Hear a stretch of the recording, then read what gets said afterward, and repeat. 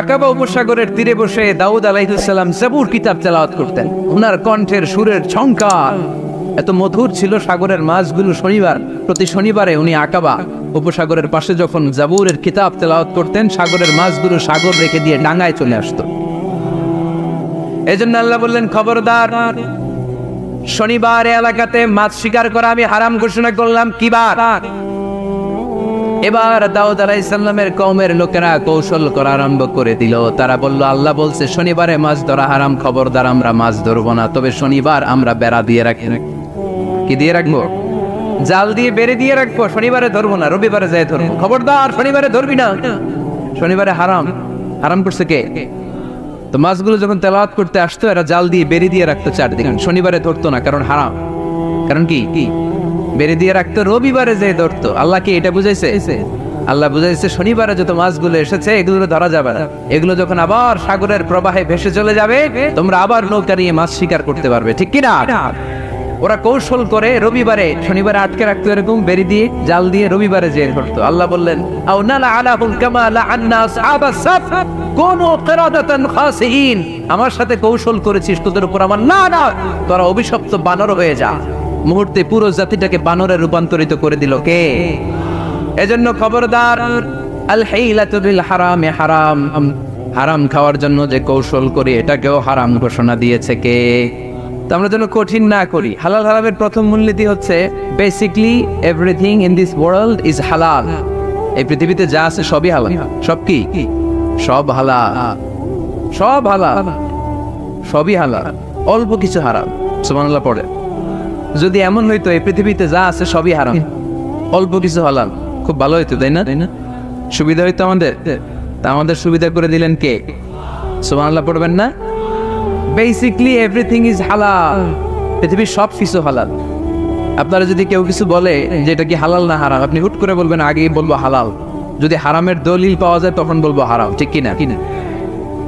আমাকে যদি বলেন এটা হালাল না হারাম, আমি যদি বলি হালাল, আপনি যদি বলেন দলিল দেন, এটা আপনি ভুল বলবেন। কারণ কোনো কিছু হালাল করতে হলে দলিল লাগে না। কোনো কিছুকে হালাল বলে সাব্যস্ত করতে দলিল লাগে না। হারাম বলে যদি সাব্যস্ত করতে চান তখন দলিল লাগবে, তাও তেনা পেছানো দলিল দিয়ে হবে না, যেন তেন দলিল দিয়ে হবে, অকাট্য দলিল। এটাকে বলে আল আদিল্লা আল কাতঈয়া। অকাট্য দলিল লাগে কোনো জিনিসকে হারাম সাব্যস্ত করতে হলে। তাহলে এই যে আমাদের জন্য আল্লাহ সহজ করে দিলেন, সবকিছু বেসিকলি হালাল, যতক্ষণ না এটা হারাম হওয়ার ব্যাপারে দলিল পাওয়া যায়। এই জন্য হারাম হারাম জিকির না করে জিকিরটা চেঞ্জ করে করতে হবে হালাল হালাল। কথা বলেন ঠিক কিনা? জিকির দুই ধরনের আছে। জিকির কয় ধরনের? একটা জিকির হচ্ছে হারাম হারাম হারাম, একদলের কাছে সবই হারাম। একটা সময় এদেশের কিছু আলেম সমাজ ইংরেজিকে হারাম বলতো, ইংরেজি শিক্ষা করাকে কি বলতো? তো সময়ের বিবর্তনে এটা এখন হালাল। এখন এটা কি? হালাল। একটা সময়ে আলেম সমাজের কিছু অংশ রাজনীতি করাকে হারাম বলতো। কথা কি বুঝতেছেন? এখন এটা কি? হালাল হয়ে গেছে। ইসলামী ব্যাংকিং কে হারাম বলতো একটা সময়, যে না কোনো ফিনান্সিয়াল ট্রানজাকশন এই সিস্টেমে ব্যাংকিং এটা ইসলামে জায়েজ না, এটা হারাম হারাম, কারণ ওদের জিকির কি? কথা কয় না? হারাম হারাম হচ্ছে এদের জিকির। একটা সময় ইসলামিক ব্যাংকিং হারাম ছিল, এখন এটা কি হয়ে গেছে? তার মানে এখনো অনেক কিছু এদের কাছে হারাম। সময়ের বিবর্তনে, কালের আবর্তনে এদের মুখ দিয়ে এগুলো একদিন হালাল হয়ে বের হবে। চিল্লায় বলেন ঠিক কি না? এজন্য এই পৃথিবীর সবকিছু মূলত হালাল, যতক্ষণ না হারাম হওয়ার ব্যাপারে দলিল না পাওয়া যায়। হারাম করতে হলে দলিল লাগে, হালাল বানানোর জন্য দলিল লাগে না। আবার যেন তেন কোনো দলিল দিয়ে, ঠুনকো কোনো দলিল দিয়ে কোনো জিনিসকে হারাম করা যায় না। হারাম করতে হলে অকাট্য দলিলের প্রয়োজন হয়। কথা বুঝতে পেরেছেন? প্রথম মূলনীতি ক্লিয়ার সবার কাছে? আল্লাহর হাবিব সাল্লাল্লাহু আলাইহি ওয়াসাল্লাম বলতেন, হালাকাল মুতানাত্তিউন, যারা মুতানাত্তিউন তাদের ধ্বংস, তাদের উপর আল্লাহ লানা। সাহাবারা বললেন, ইয়া রাসূলুল্লাহ, ইয়া হাবিবাল্লাহ, মান হুমুল মুতানাত্তিউন? মুতানাত্তিউন কারা? যাদের উপর আপনি লানত দিলেন, যাদের ধ্বংসের কথা বললেন। বিশ্বনবী বললেন, আল্লাহর দেয়া হালাল বিষয়কে যারা সমাজের মধ্যে হারাম বলে প্রচার করে তারাই হলো সমাজের মুতানাত্তিউন। নাউজুবিল্লাহ পড়েন। قل من حرم زينة الله التي أخرج لعباده والطيبات من الرزق এজন্য আল্লাহ ডেকে বললেন, খবরদার, কে আছে সমাজের মধ্যে আমার দেয়া হালাল সাজসজ্জাগুলোকে, পবিত্র জিনিসগুলোকে হারাম বলে ফতুয়া তুলে, তাদের উপর আমার লানত। খবরদার, আল্লাহ যেটাকে হালাল বলছে এটাকে হারাম বলার স্পর্ধা দেখাবেন না। এটাকে হারাম বলা যাবে? তাহলে প্রথম মূলনীতি কি সবাই বুঝতে পারছেন? বুঝতে পেরেছেন? এই দুনিয়াতে বেসিকলি সবকিছু কি? আওয়াজ করে বলেন। আর হালাল প্রমাণ করতে দলিল লাগে। কি প্রমাণ করতে দলিল লাগে? হারাম। এজন্য আমাদের জিকিরটা একটু চেঞ্জ করে দিব। আমরা হারাম হারাম না বলে কি বলবো? হালাল হালাল। যখনই দলিল পাবো তখন জিকির শুরু করবো হারাম। কথা বোঝে নাই বোধহয়? দলিল পাওয়ার আগ পর্যন্ত সব কি? আরো জোরে বলেন। দলিল পাওয়ার পরে সেটা হয়ে যাবে হারাম। প্রথম মূলনীতি ক্লিয়ার? সবার কাছে ক্লিয়ার? কষ্ট হইতেছে? শেষ করে দিব, আরো কয়েক মিনিট শুনবেন? আচ্ছা, দ্বিতীয় মূলনীতি হচ্ছে হালাল হচ্ছে আনলিমিটেড। হালাল কি? কথা বলেন। আনলিমিটেড। আর হারাম হচ্ছে লিমিটেড। হারাম হচ্ছে সসীম, হালাল হচ্ছে অসীম। হালাল গুণে শেষ করা যায় কিন্তু হারাম গুণে শেষ করা যায়। সুবহানাল্লাহ পড়তে পারলেন না? যদি এমন হইতো হারাম আনলিমিটেড, সবই হারাম, আর হালাল হচ্ছে লিমিটেড, হালাল গুণা যায়, এমন যদি হইতো আমাদের জন্য কঠিন হয়ে যেত না? আমাদের জন্য এটাকে সহজ করে দিলেন কে? দেখেন, কোরআনে যত জায়গায় আল্লাহ হালালের ঘোষণা দিয়েছেন, আল্লাহ ব্যাপকভাবে দিয়েছেন। আল্লাহ বলেছেন, উহিল্লা লাকুম বাহিমাতুল আনআম, এই পৃথিবীতে যত গবাদি পশু আছে সব খাওয়া হালাল, ইল্লা মা ইউতলা আলাইকুম, তবে হাতে গোনা অল্প কয়েকটা ছাড়া, যেগুলো এখনই তোমাদেরকে তেলাওয়াত করে শোনানো হবে। পড়েন সুবহানাল্লাহ। আবার আল্লাহ বললেন, উহিল্লা লাকুম সাইদুল বাহরি ওয়া তাআমু, সাগরের মধ্যে যত প্রাণী পাওয়া যায়, মাছ পাওয়া যায়, কাঁকড়া পাওয়া যায়, সব খাওয়াকে হালাল করে দিলেন কে? সাগরে যত ধরনের প্রাণী আছে, কাঁকড়া বলেন, তিমি বলেন, যা বলেন, সব হালাল, হাতে গোনা অল্প কয়েকটা ছাড়া। সুবহানাল্লাহ পড়েন। তার মানে যখনই আল্লাহ তাআলা হালালের ঘোষণা দেন, আল্লাহ তাআলা এটাকে ব্যাপকভাবে ঘোষণা দেন। আর যখনই আল্লাহ হারামের ঘোষণা দেন কোরআনের ভেতরে, তখন আল্লাহ গুনে গুনে দেন। কিভাবে দেন? حرمت عليكم الميتة والدم ولحم الخنزير وما أهل لغير الله به والمنخنقة والموقوذة والمتردية والنطيحة। গুনে গুনে দিয়েছেন। সুবহানাল্লাহ পড়ে। যখন আল্লাহ বললেন হালাল, তখন বললেন চার পাওয়ালা যত জন্তু আছে হালাল, অল্প কয়েকটা ছাড়া। যখন ঘোষণা দিলেন হালালের, আল্লাহ বললেন সাগরের ভেতরে যত প্রাণী পাওয়া যায় সব খাওয়া হালাল, অল্প কয়েকটা ছাড়া। কিন্তু হারামের ঘোষণা যখন আল্লাহ কোরআনে দিলেন, তখন ব্যাপকভাবে দেয় নাই, গুনে গুনে দিয়েছেন। রক্ত খাওয়া হারাম, মরা প্রাণী খাওয়া হারাম, শূকর খাওয়া হারাম, আল্লাহর নাম ছাড়া অন্য কোনো নামে বলি দেওয়া হয়েছে এরকম প্রাণী খাওয়া হারাম, সিংহের গুতা খেয়ে কোনো প্রাণী মারা গেছে ওইটা হারাম। এরকম গুনে গুনে অল্প কয়েকটা হারাম, বাকি সব কিছুকে আমাদের জন্য হালাল করে দিয়েছে কে? আবার যদি আল্লাহ জিজ্ঞেস করে, আল্লাহ কাদেরকে বিয়ে করতে পারবো? আল্লাহ বলবে সবাইরে বিয়ে করবি। বাংলাদেশের নারীরা বিয়ে করা হালাল, পাকিস্তানের মেয়েদেরকে বিয়ে করা হালাল, সৌদি আরবের নারীদেরকে বিয়ে করা হালাল, এই বাংলাদেশের সিলেটের মেয়েদেরকে বিয়ে করা হালাল, ঢাকার মেয়েদেরকে বিয়ে করা হালাল, চট্টগ্রামের মেয়েদেরকে বিয়ে করা হালাল। হালালের কোনো শেষ নাই। সুবহানাল্লাহ পড়েন। কিন্তু যখন জিজ্ঞেস করলাম তাহলে কাকে কাকে বিয়ে করা হারাম, তখনই আল্লাহ গুনে গুনে 14 জনের নাম বলে দিলেন। পড়েন সুবহানাল্লাহ। হুররিমাত আলাইকুম উম্মাহাতুকুম ওয়া বানাতুকুম ওয়া আখাওয়াতুকুম ওয়া আম্মাতুকুম ওয়া খালাতুকুম ওয়া বানাতুল আখি ওয়া বানাতুল উখত। চিল্লায়ে পড়েন আল্লাহু আকবার। যখন হালাল, তখন ব্যাপকভাবে বললেন সব মেয়েদেরকে বিয়ে করতে পারো। মুসলিম যত নারী হয়, বাংলাদেশের হোক, পাকিস্তানের হোক, ইন্ডিয়ার হোক, গোটা বিশ্বের যে কোনো জায়গার মুসলিম নারী হলেই সেটা হালাল। কিন্তু হারাম কোনটা যখন জিজ্ঞেস করলাম, গুনে গুনে বললেন মাকে বিয়ে করা হারাম, নিজের কন্যাকে বিয়ে করা হারাম, বোনকে বিয়ে করা হারাম, ফুফিকে বিয়ে করা হারাম, খালাকে বিয়ে করা হারাম, ভাতিজিকে বিয়ে করা হারাম, নিজের ভাগ্নিকে বিয়ে করা হারাম। সুবহানাল্লাহ পড়বেন না? তাহলে সহজ না কঠিন? চিল্লায় বলেন কি সহজ ইসলাম, কত সহজ। দাঁড়িয়ে নামাজ পড়া ফরজ, দাঁড়াতে পারতেছেন না, বসে পড়লেও কবুল করবে কে? ওযু করে নামাজ পড়া কি? পানি নাই, তায়াম্মুম করে নামাজ পড়লে কবুল করবে কে? বিয়েতে মোহরানা দেওয়া কি? মোহরানা নাই। এক সাহাবী বললেন, ইয়া রাসূলুল্লাহ বিয়ে করব, মোহরানা আছে? না। কি আছে? কিচ্ছু নাই। তো কিচ্ছু না থাকলে বিয়ে করবো কেন? মোহরানা দেওয়া লাগবে না? কোরআন পারো? পারি। কয়টা সূরা? এতটা সূরা। এক নারীকে জিজ্ঞেস করলেন কোরআন পারো? বলে না, পারি। আল্লাহর হাবিব সাল্লাল্লাহু আলাইহি ওয়াসাল্লাম দুইজনকে বিয়ে পড়ায় দিলেন। আর নারীকে বললেন, মা তুমি কোরআন পারো না, কিন্তু তোমার স্বামী কোরআন পারে। তোমার স্বামী টাকা দিয়ে পয়সা দিয়ে তোমাকে মহরণা দিবে, সামর্থ্য তার নাই। সে প্রতিদিন তোমার একটু একটু করে কোরআন শিখায় দিবে। এটাই সাইয়েদনা আদমের সামনে অনেকগুলো রুহু রাখা হয়। সাইয়েদনা আদম বললেন, এরা কারা? আল্লাহ বললেন, এরা হচ্ছে নাসালুক, তোমার বংশধর, পৃথিবীতে তোমার পর এরা পৃথিবীতে আসবে। সাইয়েদনা আদম বললেন, আল্লাহ ওই যে একটা রুহু দেখা যায়, এটার নাম কি? আল্লাহ বললেন, হাদা ইবনুকা দাউদ, এটা তোমার ছেলে দাউদ, সে দুনিয়াতে নবী হয়ে আসবে, তার ছেলে সুলাইমান নবী হয়ে আসবে। সাইয়েদনা আদম বললেন, মাবুদ আমার ছেলে দাউদের কত বছর হায়াত আপনি দিয়েছেন? আল্লাহ বললেন, 40 সানা, মাত্র 40 বছর, 4 ইয়ার্স, 40 বছর তোমার ছেলেটা বাঁচবে। ও আল্লাহ, আমি বাঁচবো কয় বছর? তুমি বাঁচবা 1000 বছর। সুবহানাল্লাহ। সাইয়েদনা আদম বললেন, মাবুদ এত ফুটফুটে সুন্দর আমার ছেলে দাউদ, মাত্র 40 বছর দিলেন কেন? জিদ মিন আমরিহি, বাড়ায়া দেন। কি করেন? মানে সুপারিশ করতেছে পোলার লাইগা। কে? বাবা। আল্লাহ আপনি বাড়ায়া দেন। আল্লাহকে বাড়ানো যাবে না, লেখা হয়ে গেছে। রুফিআতিল আকলাম ওয়া জাফফাতিস সুহুফ, কলম তুলে নেওয়া হয়েছে আর কালি শুকায় গেছে, আর কিছু করা যাবে? সাইয়েদনা আদম বললেন, মাবুদ আমার 1000 বছর কেন দিলেন? আমার এই সুন্দর ফুটফুটে ছেলেটারে মাত্র শুধুমাত্র 40 বছর কেন দিলেন? ও মাবুদ, আমার 1000 বছরের দরকার নাই, আমার 1000 বছর থেকে 60 বছর আমি আমার ছেলেরে দিয়ে দিলাম।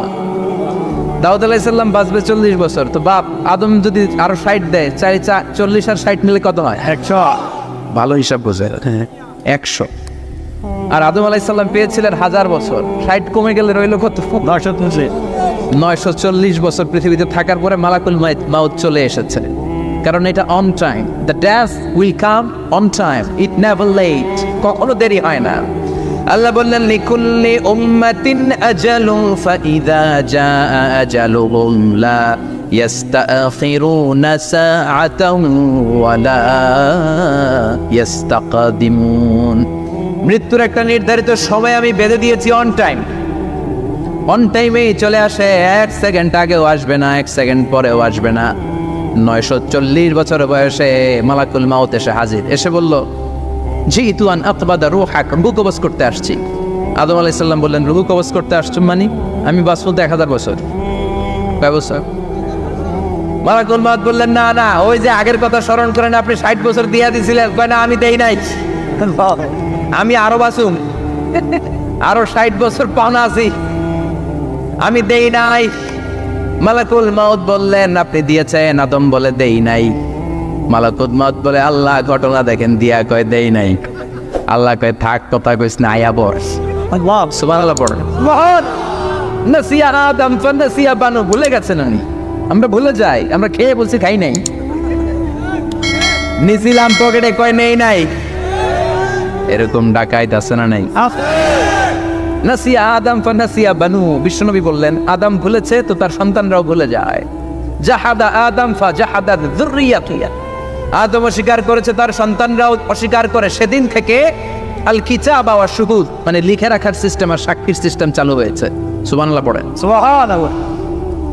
940 বছর বয়সে মালাকুল মাউত এসে আদম আলাইহিস সালামের রূহ নিতে পারে নাই।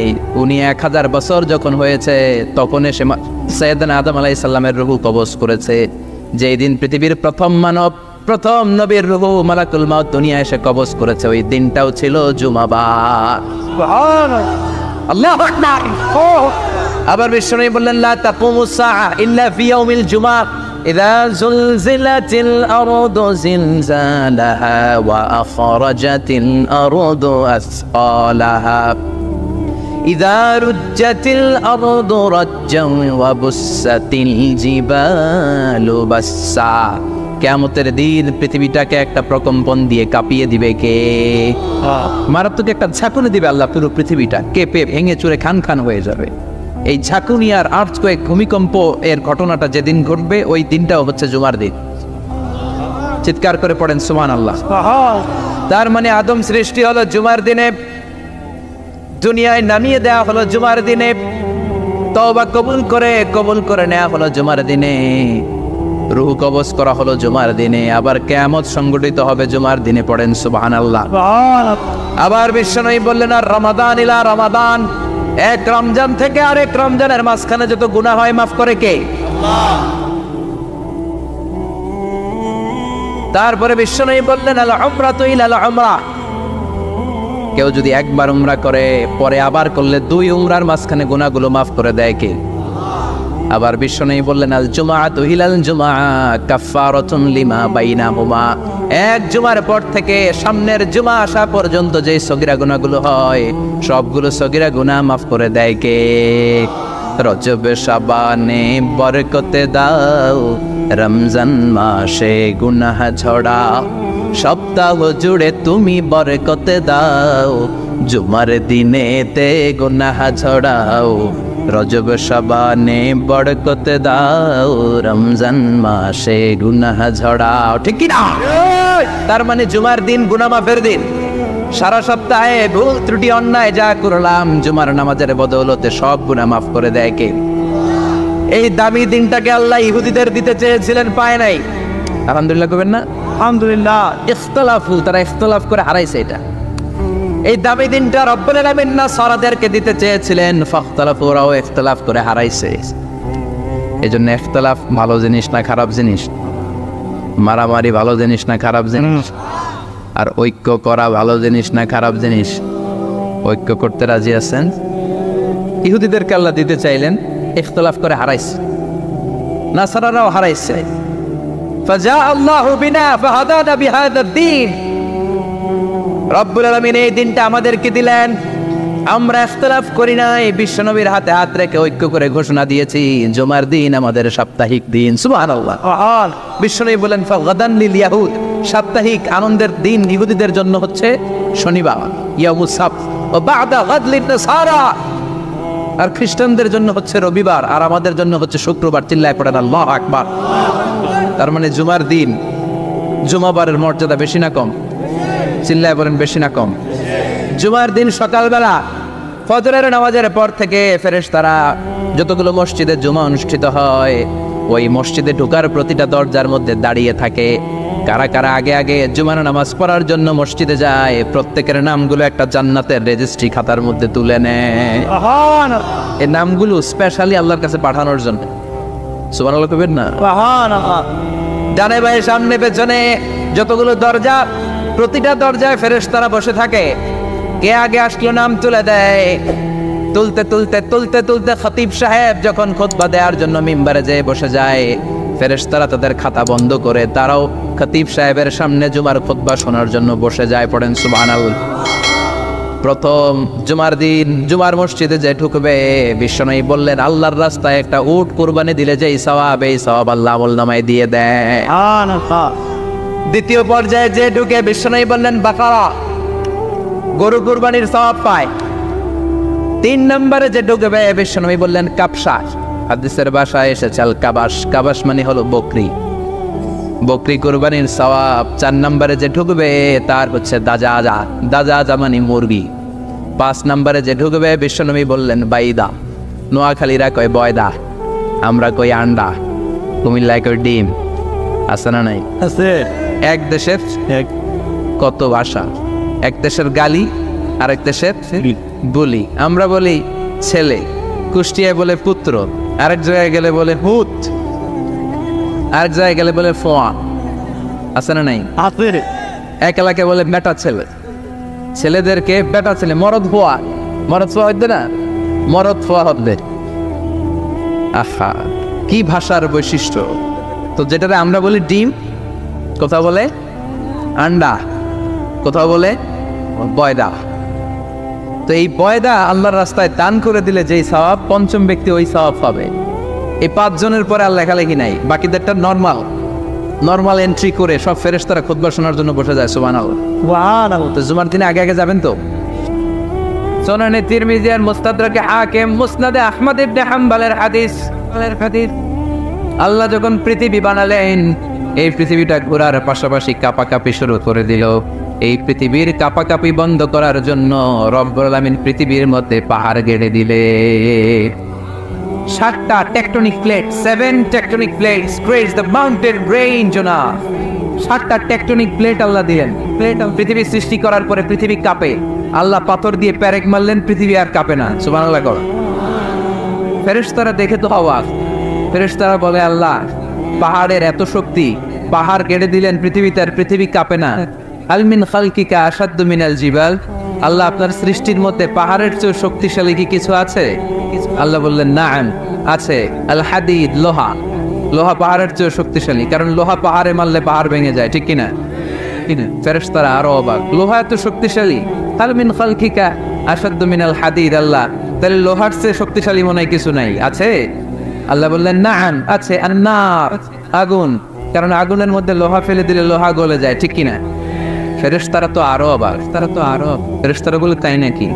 আগুন এত শক্তিশালী, তো হাল মিন খালকিকা আশাদ্দু মিনান নার, আল্লাহ আপনার সৃষ্টিতে আগুনের চেয়ে শক্তিশালী কিছু আছে? আল্লাহ বলে, আছে।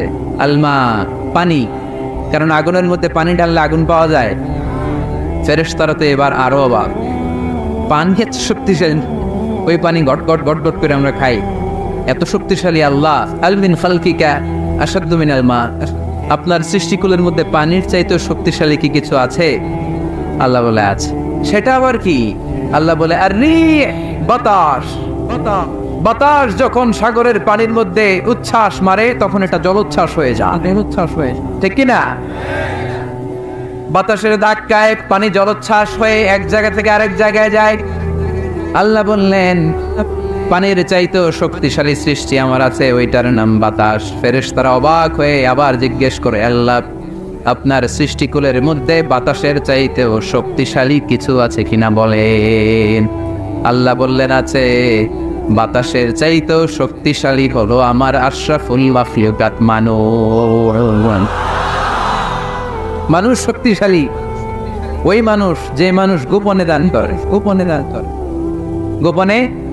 আল্লাকা সিররুন ইনদাল্লাহ বাইনাকা আনতা ওয়া বাইনাল্লাহ, আল্লাকা সাদাকাতুন তাখফা লা ইয়ালামুহা ইল্লাল্লাহ, আল্লাকা সিররুন ইনদাল্লাহ বাইনাকা আনতা ওয়া বাইনাল্লাহ, আল্লাকা সাদাকাতুন তাখফা লা ইয়ালামুহা ইল্লাল্লাহ। পড়তে হবে আল্লাহু আকবার। গোপন দান যিনি করে তিনি সবচাইতে শক্তিশালী, ঠিক কিনা? এজন্য মাতুয়াইলের ভাইয়েরা গোপন দান করতে রাজি আছেন নাকি? অমুক ভাই বিশিষ্ট সমাজ সেবক 2 লক্ষ টাকা, বলেন মারহাবা। এইভাবে দান করবেন, মারহাবা করলেও আসি, না কইলেও আসি, ঠিক কিনা? মারহাবা যদি বলে দেন, সমস্যা নাই। মারহাবা না বললেও দিবেন। তাহলে খুশি কে? বেশি খুশি হয় যখন লুকায় লুকায় দেন, নাম না জানায় দেন। ওই দান আল্লাহ এমন ভাবে কবুল করে, ওই দানের কারণে 7 শ্রেণীর ব্যক্তিকে আল্লাহ আরশের নিচে ছায়া দিবে। যেদিন কোনো ছায়া পাওয়া যাবে না, ওই দিন ওই ব্যক্তিকে আল্লাহ টেনে আরশের ছায়ার নিচে বসিয়ে দেবে। তাহলে কোরআন পাহাড়ের কথা যা বলেছে, বিজ্ঞানে ওই কথা আছে না নাই? এরপর কোরআন বলেছে, আলাম তারা আন্নাল্লাহা ইউসজি সাহাবান সুম্মা ইউআল্লিফু বাইনাহু সুম্মা ইয়াজআলুহু রুকামান ফাতারাল ওয়াদকা ইয়াখরুজু মিন খিলালিহি, আল্লাহ সাগরের পানিগুলোরে তারায় মেঘ বানায়, আকাশে নেয়, বৃষ্টি নাজিল করে। এটাকে বলে সায়েন্স, এটার নাম দিয়েছে ওয়াটার সাইকেল বা হাইড্রোলজিক্যাল সাইকেল। এটাই আল্লাহ কোরআনে এইভাবে বলেছে, আলাম তারা আন্নাল্লাহা ইউসজি সাহাবান, তোমরা কি দেখো না সূর্যের তাপে বাষ্প হয়ে গ্যাস হয়ে পানিগুলো উপরে ওঠে। যারা বিমান দিয়ে ফ্লাই করেন তারা বিমানের জানলার পাশে সিট পেলে দেখেন নাই কিভাবে মেঘমালাগুলো বিমানের সাথে খেলা করে? এগুলো তৈরি করছে কে? তার মানে কোরআন যা বলল বিজ্ঞান তাই বলে। সানশাইন, সূর্যের প্রখর তাপে পানিগুলো বাষ্প হয়ে উপরে যায়, ঘনীভূত হয়, কন্ডেনসেশন, কন্ডেন্সড হয়, ঘনীভূত হয়, মেঘমালা হয়। ওই মেঘ থেকে ঝিরি ঝিরি ঝিরি ঝিরি বৃষ্টি নাজিল করে কে? আমাদের ফসল খেতে গরু যদি খাইতে আসে আমরা তারাই না? আল্লাহ কয়, তুই তোর ফসল ক্ষেত বাঁচানোর জন্য গরু তারাস, আমি তো আকাশে মেঘ তারাই। তোর এখান থেকে যে ফসল আসে, এইখানে ফসল উৎপাদনের জন্য পরিশ্রম তুই একা করস নাই, আমারও পরিশ্রম আছে। তুই দুনিয়ার জমিনে ছাগল তাড়িয়ে দিস, মেঘ তাড়িয়ে দিস, আমি আল্লাহর আদেশে আকাশের মেঘগুলো আমি তাড়িয়ে তোর ক্ষেতের উপরে, ফসল ক্ষেতের উপরে নিয়ে বৃষ্টি নাজিল করে আমি সবুজ শ্যামল ফসল ক্ষেত দিয়েছি। তার মানে সায়েন্স যা বলেছে আর বিজ্ঞান যা বলেছে মিল আছে না নাই? আকাশে মেঘমালা দেখলে বিষ্ণু ইসলাম ভয় পেয়ে যেতেন, দোয়া পড়তেন আল্লাহুম্মা সাইয়্যিবান নাফিআ, আল্লাহ উপকারী বৃষ্টি দেয়। বৃষ্টি দেখলে, মেঘ দেখলে আল্লাহ রাসূল পেরেশান, একবার ঘরের ভিতরে আরেকবার বাইরে, একবার ভিতরে আরেকবার বাইরে। আম্মা জান বলতেন ইয়া রাসূলুল্লাহ, আকাশে মেঘ দেখলে আপনি পেরেশান হন কেন? আল্লাহ রাসূল কেঁদে কেঁদে বলতেন, আয়েশা আমি জানি না এই বৃষ্টি আর তুফান থেকে মদিনায় সজীব শ্যামল ঘাস লতা পাতা জন্মাবে, নাকি এর মধ্যে থেকে বজ্রপাত এসে আমাদের পাপের কারণে আল্লাহ মদিনাটারে জ্বালিয়ে দিবে, আমি জানি না। আমরাও যে আকাশে মেঘমালা দেখি, আমরা কি জানি এটা কি রহমতের মেঘ না আযাবের মেঘ? জানি আমরা। তারপরও বৃষ্টি আসলে আমাদের গান আছে না নাই? বৃষ্টি আসলে দেখবেন গান লাগাই দেয়, বৃষ্টি পরে টাপুর টুপুর, ওই কয় পায়ে দিয়ে শোনান নবে, সব মুখস্থ, এগুলো করা যাবে না। বৃষ্টি দেখলে দোয়া পড়তে হবে, আল্লাহুম্মা সাইয়্যিবান নাফিআ, আল্লাহুম্মা আসকিনা গাইসান মুগীসান মারিআন নাফিআন গায়রা দার আজিলান গায়রা আজিল। আল্লাহ এই মেঘমালা থেকে এমন বৃষ্টি দাও যে বৃষ্টি আমাদের জন্য কল্যাণকর, যে বৃষ্টিতে ঘাস লতা পাতা জন্মায়, যে বৃষ্টিতে আমাদের গবাদি পশুর জন্য রিজিক থাকে। কল্যাণকর বৃষ্টি দাও আল্লাহ, ক্ষতিকর বৃষ্টি দিও না, তাড়াতাড়ি দাও, দেরি করো না। চিল্লায় পড়ে না আমিন। আল্লাহর হাবিব বললেন, মুস্তাদরাকে হাকিমের হাদিস, সিনতান লা তুরাদ্দান, দুই দোয়া আল্লাহ কখনো ফিরিয়ে দেন না। কয় দোয়া? এক হচ্ছে ইনদান নিদা, আজানের পরে যে দোয়াটা করা হয়, আজান আর একামতের মাঝখানে দোয়া, আজানের সময় দোয়া, এই দোয়া আল্লাহ ফিরিয়ে দেয়, একটা গেল। দুই নাম্বার হচ্ছে তাহতাল মাতার, বৃষ্টির নিচে দাঁড়িয়ে দোয়া করলে ওই দোয়া কবুল করে কে? আর আমরা বৃষ্টির নিচে দাঁড়িয়ে আঁকা বাঁকা মেঠো পথে কোন রূপসী হেঁটে যায় আসরা নাই? বৃষ্টি আসলে আমরা ভাবুক হয়ে যাই, দরজা জানলা বন্ধ করে দিয়ে অনেকে গান বাজনা ছেড়ে দেয়, হিন্দি গান লাগায় দেয়। এই 16 ডিসেম্বরেও দেখলাম কিছু কপাল পোড়া বাংলা দেশাত্মবোধক গানের পরে হিন্দি গান লাগাই দিচ্ছে। কত বড় ডাকাই, কোথায় কি করতে হবে ওইটাও জানে না। তো জন্য বৃষ্টি নাজির হলে আমরা যেন আল্লাহর কাছে দোয়া করি। বৃষ্টির সময় দোয়া করলে ওই দোয়াটা কবুল করে কে? তাহলে ফিজিক্সের এই পোরশনে আমরা লোহা নিয়ে কথা বললাম, বায়োলজিক্যাল অ্যাসপেক্ট অফ মাউন্টেন্স, পাহাড় নিয়ে কথা বললাম পানি নিয়ে। এবার আমরা জুলজি নিয়ে কিছু কথা বলে মুনাজাতের দিকে যাবো ইনশাআল্লাহ। প্রাণীবিদ্যা, জুলজি মানে কি? প্রাণীর কথা তো আর কোরআনে নাই। প্রাণীর নামে আল্লাহ কোরআনে একটা সূরা দিয়ে দিয়েছে, সূরাতুল আনআম। আবার 5টা প্রাণীর নামে আলাদা আলাদা সূরা আছে না নাই? সূরাতুল বাকারা মানে, সূরাতুল ফিল মানে, সূরাতুন নামল মানে পিঁপড়া, সূরাতুন নাহাল মানে মগজ, সূরাতুল আনকাবুত মানে মাকড়সা। 5টা প্রাণীর নামে কোরআনে সূরা দিছে কে? আবার আল্লাহ বললেন, ওয়া ইন্না লাকুম ফিল আনআমি লা'iবরাতান নুসকিকুম মিম্মা ফি বুতুনিহি মিন বাইনি ফারথিন ওয়া দামিন লাবানান খালিসান সাইগান লিশ-শারিবিন।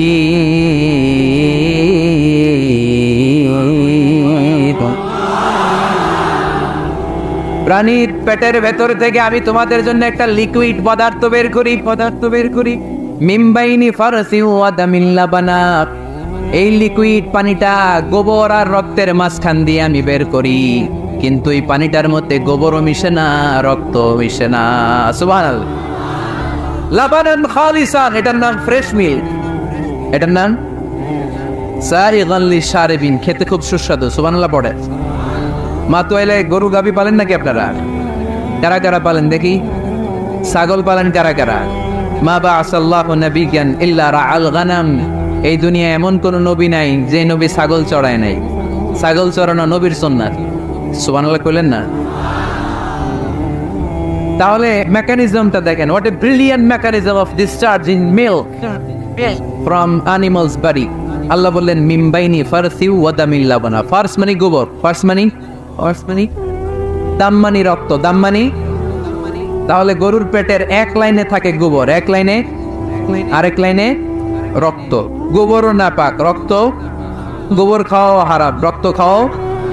দুই হারামের মাঝখান থেকে, দুই পচা জিনিসের মাঝখান থেকে, দুই বিদঘুটে জিনিসের মাঝখান থেকে দুধ আমাদের জন্য বের করে দেয় কে? মেকানিজমটা দেখছেন? মিমবাইনি ফারসি ওয়া দামিল লাবানা, একদিকে গোবর একদিকে রক্ত, মাঝখান দিয়ে স্বচ্ছ দুধ। সুবহানাল্লাহ পড়ে। এই দুধ এমন একটা খাবার, এটা খেয়ে হজম করতে পারলে আজীবন বেঁচে যাবে। নিউট্রিশনের যে ইনগ্রেডিয়েন্টস আছে 6টা, পুষ্টি উপাদান 6টাই আছে দুধে।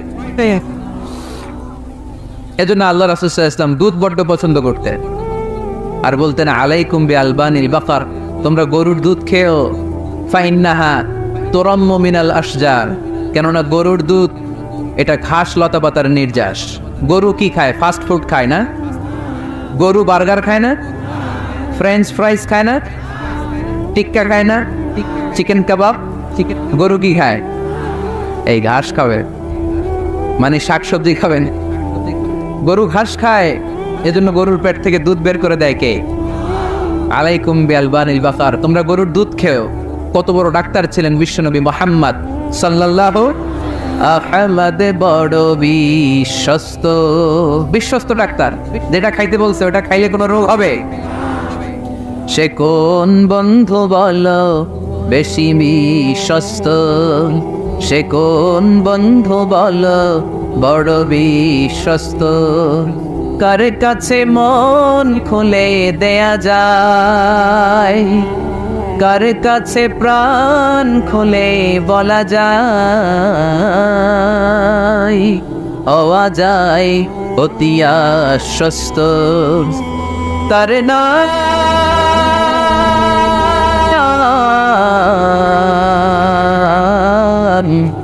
আহমদ, বড় বিশ্বস্ত। সুবহানাল্লাহ পড়ে। এমন বিশ্বস্ত নবী, যেটা খাইতে বলছে ওইটা খাইলি ডাইরেক্ট অ্যাকশন। কালিজিরা খেতে বলতেন, মধু খেতে বলতেন, লাউ খেতেন। লাউ খেলে পেট যত ঠান্ডা থাকে, পৃথিবীর কোনো খাবার এত ঠান্ডা হয় না পেট, ঠিক কিনা? এজন্য বিশ্বনবী বলছেন আলাইকুম বিআলবানিল বাকার, গরুর দুধ খাবা। ফাইন্নাহা তুরাম্মু মিনাল আশজার, কেননা ঘাস পাতা খেয়ে গরুর ভেতরে আল্লাহ ঘাস পাতার মাধ্যমে দুধ বানায়। আবার বিশ্বনবী বললেন মেরাজের রাতে জিব্রাইল 3টা মগ এনে আমার হাতে দিয়েছিল। এক মগের মধ্যে ছিল পানি, আরেক মগের মধ্যে ছিল মদ, আরেকটা মগের মধ্যে ছিল দুধ। 3টা দিয়ে আমার টেস্টিং শুরু করে দিছে, টেস্টিং করতেছে। বিশ্বনবী ধরেন তো কোনটা ধরবেন? বিশ্বনবী দুধেরটা ধরলেন। সুবহানাল্লাহ। সাইয়েদনা জিব্রাইল বললেন আখাসতাল ফিতরা, নবী আপনি যেমন ধরছেন তেমন, আপনি যেমন, আপনার স্বভাব যেমন নিয়েছেন তেমন। এজন্য দুধ খাবেন, বাচ্চাদেরকে দুধ খাওয়াবেন। অনেক মায়েরা বাচ্চাদেরকে বুকের দুধ খাওয়াতে চায় না, ডানু খাওয়ায়, ল্যাকটোজেন খাওয়ায়, সিরালাক খাওয়ায় না। আমার মায়েরা, আমার সম্মানিত বোনেরা, বাচ্চাদেরকে দুধ খাওয়াবেন। ওয়াল ওয়ালিদাতু ইরদি'না আওলাদাহুন্না হাওলাইন, 2 বছর খাওয়াবেন, কামিলাইন, পরিপূর্ণ।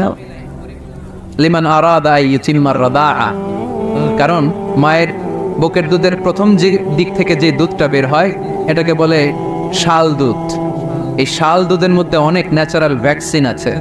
ডাক্তাররা বলেছে বাচ্চাদের ব্রেইন, হাড়টি শক্ত হওয়া, মেমোরি শার্প হওয়া, উদ্যম আর উজ্জীবিত হওয়ার জন্য, সজীব আচরণের হওয়ার জন্য মায়ের বুকের দুধটা খুবই জরুরি। এটা অবশ্যই খাওয়াবে। আর এই মায়ের বুকের দুধের ভেতরে আল্লাহ বাচ্চার জন্য প্রথম টিকাটা ফ্রি দিয়ে দিছে। বাচ্চার জন্য কিছু টিকা দেওয়া লাগে না, যক্ষা এটা সেটা, প্রথম টিকাটা ফ্রি। প্রথম টিকাটা আল্লাহ দিছে মায়ের বুকের দুধের ভিতরে।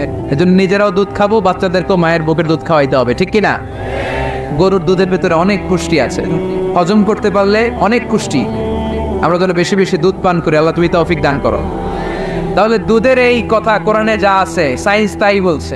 কোরআন বলছে 1500 বছর আগে, সায়েন্স এখন খালি ঘোষণা দিয়েছে বাচ্চাদের দুধ খাওয়ান, গরুর দুধ খান, এটাতে উপকার আছে। তার মানে এই প্রাণীকুলের ব্যাপারে প্রাণীবিদ্যার যে তথ্য, কোরআন আর বিজ্ঞান মিল আছে না নাই?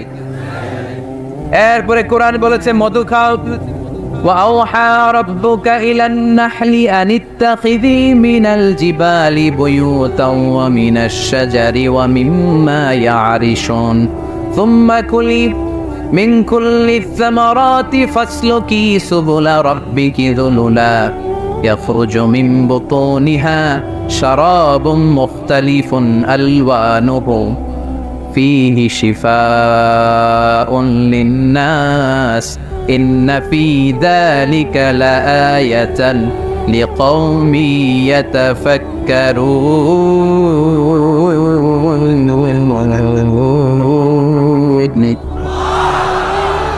لقوم يتفكرون চিন্তাশীলদের জন্য এই মধুর মধ্যে আল্লাহ চিন্তা রেখে দিয়েছেন। আওহা রব্বুকা ইলান নাহল, আল্লাহ মধুরে মেসেজ পাঠাইছে। আমরা মোবাইলে কি পাঠাই? এই মেসেজ আমার মোবাইলে আসে, আমার বন্ধু আমারে পাঠাইলে আরেক জায়গায় যায়, শুধু আমিই জানবো। মৌমাছির আল্লাহ যেটা পাঠাইছে এটা মৌমাছি বুঝতে পেরেছে। আনিত্তাখিদি, আল্লাহ অর্ডার করার সময় নারী মৌমাছিকে বলেছে, এটা মুয়ান্নাসের সিগা। আপনারা যারা আরবি জানেন, আলেম ওলামা ইকরাম যারা এসেছেন তারা জানেন ইত্তাখিদ এটা মুযাক্কার, পুরুষের জন্য। ইত্তাখিদি মুয়ান্নাস, নারীদের জন্য। আল্লাহ মৌমাছিকে যখন বলেছেন মৌচাকের বাসা বাঁধো, তখন আল্লাহ পুরুষ মৌমাছিরে বলে নাই, বলছে নারী মৌমাছিকে। কোন মৌমাছিকে? কার্ল ভন ফ্রেশ নামে একজন অস্ট্রিয়ান বিজ্ঞানী, এই সায়েন্টিস্ট গবেষণা করে দেখেছে মৌচাকের বাসার মধ্যে পুরো মৌমাছির সব কার্যক্রমের প্রধান যে থাকে এটা পুরুষ মৌমাছি না, এটা নারী মৌমাছি। সুবহানাল্লাহ, এত আসতে। অস্ট্রিয়ান এই সায়েন্টিস্ট একটা বই লিখেছে, দ্য ডান্সিং বিজ, কিভাবে ফাসলুকি সুবুলা রব্বিকি দুলুলা, এইখানে মৌচাক, এইখানে মৌচাক, আর মধু আনতে যায় 5 মাইল দূরে। এরপরে আবার এই রাস্তাটা চিনে মৌমাছি যা আসে ওর এই রাস্তা চিনায় দেয় কে? আল্লাহ সিক্রেট মেসেজ দিয়ে বললেন ইত্তাখিদি, ঘর বানাও, ঘর বানাও। আওহা রাব্বুকা ইলান নাহলি আন ইত্তাখিদি বাইতা, উপরে ঘর বানাও, মিনাল জিবালি বুয়ুতা, পাহাড়ে বানাও, গাছের মগ ডালে বানাও, যাতে পোলাপানরা ঢিল মালতে না পারে। ঢিল মালতে না, কাছাকাছি নিচু জায়গায় মৌচাকের বাসা হলে পোলাপানরা কি করে? মধ্যে ঘর জন্য ঢিল মারে না? ঢিল মারে। আল্লাহ দেখেন কিভাবে সিক্রেট মেসেজ দিল যে নিচে তুমি তোমার মৌচাকটা করো না, উপরে বানাও, উপরে। আর আমার দেখা পথ অনুযায়ী তুমি মধু নিয়ে আসো, এটাকে বলে ফ্লাওয়ার নেক্টার, পুষ্পরস। মধু এত ভালো কেন? এর কারণ মৌমাছি যখন পুষ্পরস বা ফ্লাওয়ার নেক্টার সে নিয়ে আসে, সে ফলের রস আনে, সে ফুলের রস আনে, সে বনাজি গাছ থেকে আনে, ঔষধি গাছ থেকে আনে, হার্বাল ট্রি থেকে আনে। এজন্য মধুর চেয়ে ঔষধি গুণ সম্পন্ন কোন ন্যাচারাল লিকুইড পানীয় পৃথিবীতে আবিষ্কার হয়নি। চিল্লায় এখন সুবহানাল্লাহ। ফাসলুকি সুবুলা রব্বিকি যুলুলা, এগোতে থাকো, এগোতে থাকো। তারপরে তার মধুগুলোকে নিয়ে বাসার মধ্যে রাখো, বাসার মধ্যে রাখো। এই আয়াত থেকে প্রমাণ হয় পুষ্পরস সংগ্রহ করে মধু এটাকে খেয়ে ফেলে, এমন না মুখ দিয়ে এনে মৌচাকে রেখে দেয়, না, এটা খেয়ে ফেলে। খেয়ে পেটের ভেতর একটা চেম্বার আছে, আলাদা একটা চেম্বার, ওইখানে এনজাইম দিয়ে এটাকে সমৃদ্ধ করে। তারপর একটা টিউব আছে এটার পেছনে, টিউব দিয়ে মৌচাকের ভেতরে মধুকে পৌঁছে দেয় আমাদের জন্য। কোন সুবহানাল্লাহ। এই অস্ট্রিয়ান সায়েন্টিস্ট উনি গবেষণা কইরা অপারেশন করে মৌমাছি কেটে দেখতে পেল মৌমাছির পেটের ভিতরে একটা পাকস্থলী না আমাদের মতো, ওর পেটের ভিতরে আল্লাহ 2টা পাকস্থলী দিয়েছে। একটা তার নিজের খাবারের পাকস্থলী, আর একটা আমাদের জন্য যে মধু এনে এটাকে এনজাইম লিকুইড দিয়ে সমৃদ্ধ করবে, ওইটার জন্য আরেকটা পাকস্থলী। চিল্লায় পড়তে হবে আল্লাহু আকবার। এজন্য মধু খেতে রাজি আছেন তো? বিষ্ণু ইসলাম ফ্রেশ মধু খেতেন, দুর্গন্ধযুক্ত মধু বিশ্বনবী সাল্লাল্লাহু আলাইহি সাল্লাম কখনো খেতেন। আর বিষ্ণু ইসলাম বলতেন আলাইকুম বিশিফাইন, তোমরা 2টা শিফা নাও। কোরআনে এই মেসেজটা খেয়াল রাখবে, কোরআনে কালামুল্লাহ মাজিদে 2টা বিষয়ের ক্ষেত্রে আল্লাহ শিফা শব্দ যোগ করেছেন। এক হচ্ছে স্বয়ং কোরআনের ক্ষেত্রে আল্লাহ বলেছেন এটাতে আছে শিফা, আর মধুর ক্ষেত্রে বলেছেন মধুতে দিয়েছি আমি শিফা। এজন্য বেশি বেশি মধু খাওয়ার দরকার আছে না নেই? কত ধরনের মধু যে পৃথিবীতে পাওয়া যায়, ব্ল্যাক হানি, হোয়াইট হানি, ক্রিমড হানি, অর্গানিক হানি, এগুলো খুঁজে খুঁজে খাবেন। আজকে মধু খাইছেন কে কে? দেখি হাত তোলেন। মাশাআল্লাহ, আমিও খেয়ে আসছি আপনাদের সাথে। প্রতিদিন মধু খাইতে হবে শীতকালে। আজকে শীত পড়ছে না অনেক? মধু খেয়ে যদি আপনি কাজ শুরু করে দেন, শীত বাবাজি আপনার কাছে আসতে পারবে। বিষ্ণু ইসলাম মধু খেতে আমাদেরকে উৎসাহিত করেছে। তার মানে এমন বিশ্বস্ত নবী আমার, যেটা খেতে বলেছেন এটা খেলে আমাদেরকে সুস্বাস্থ্য দান করবে কে?